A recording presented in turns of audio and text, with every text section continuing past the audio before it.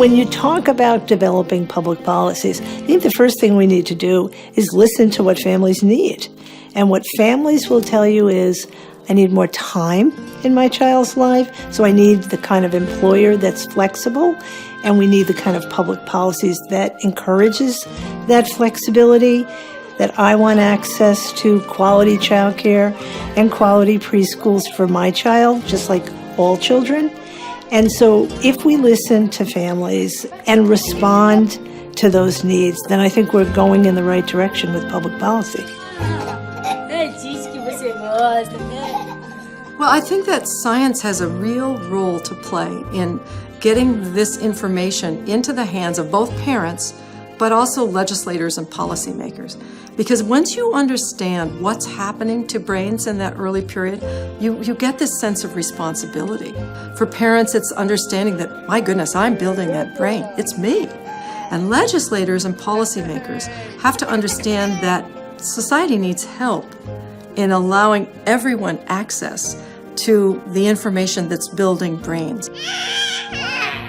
In the United States, we've conducted these studies that show what is the benefit of $1 of investment in the early years of the child. What we found when you only consider these more limited objectives like earnings and employment and things like crime, that we find that each dollar invested pays back over the lifetime about $7, which is a very high return, much higher than the stock market in the United States, much higher than many, many other returns that we actually might find. É injusto dizer para uma mulher que ela tem que amamentar exclusivamente o peito, o filho até 6 meses, e se possível até 2 anos se ela quiser, e dar uma licença maternidade de 4 meses. Porque nas sociedades mais desenvolvidas e mais éticas, você tem licença maternidade de 1 ano, 1 ano e meio, 2 anos. When we invest in the child herself from the first years of life, we are building her human capital. We are enabling her to transition to school, to succeed in school, to continue to secondary education, and becoming an earning, productive citizen of society. But that's not the only way. When we start investing in early childhood, we start to see benefits for the little child's immediate family. We see her older siblings can go to school now.